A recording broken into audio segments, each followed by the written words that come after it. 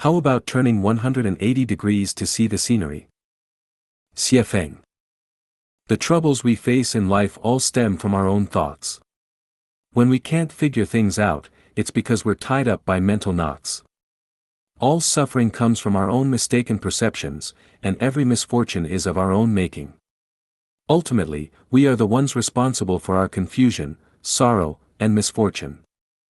When we reach a dead end, why not turn 180 degrees and see how the scenery changes? Very few people have never had suicidal thoughts. I've had them multiple times.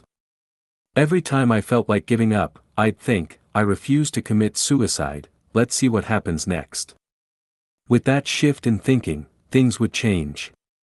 The next day, the sun would rise in the east again, the earth would keep spinning, flowers would still bloom, and life remained full of beauty. When someone I loved dearly left me and I felt heartbroken, I'd think, well, now I'm free. Reading a story without a period can be exhausting, and wandering endlessly in a valley prevents you from seeing the beauty at the mountain's peak. The mountains may not move, but the water does. Set your sights on the next goal, and, wow, it's even more exciting than the last one. Chase it.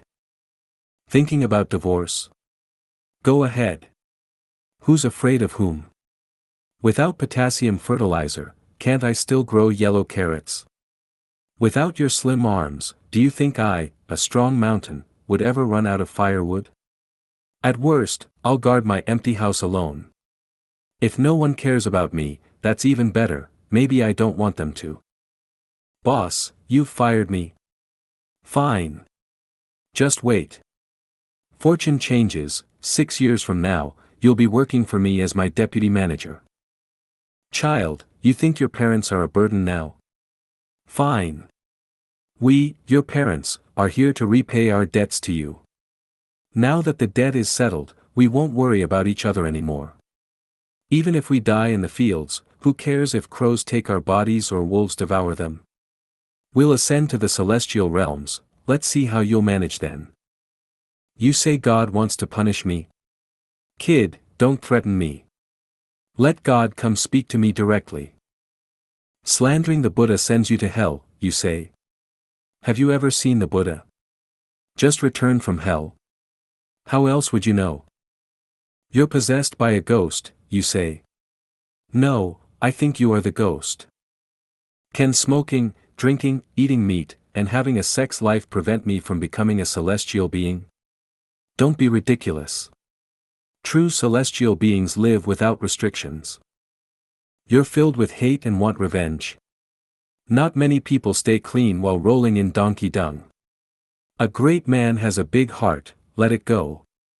The one who doesn't seek revenge is the true man, a glowing hero. You think my shoes are ugly? Comrade, many people don't even have shoes to wear. You think I'm unattractive? Sir, being unattractive is not important. Look at those with disabilities, they're much worse off. You say I'm disabled. Dear, even though my body is disabled, my mind is healthy. Look at all those able-bodied people who commit suicide, go to jail, or live in misery, unable to eat or sleep. So, who's truly disabled? You say you eat better than me? I don't believe you. Show everyone your poop and let's see if it proves you eat better. You say you're more fashionable than me? I don't believe you. Take off all the metal around your neck and ears, wash your hair and face, and let's see how you look without clothes. You say you're richer than me? I don't believe you. Let's measure how much larger your sleeping space is compared to mine. You say you have more power and status than I do? I don't believe you. Let's meet again in 100 years and see. You claim to be more famous than I am. I don't believe you. Let's take a magnifying glass and find out where your fame lies. You say you own a lot. Maybe so, but let's see who worries about bills at the end of the month. Let's see who sleeps more soundly. Worried because your child didn't get into college?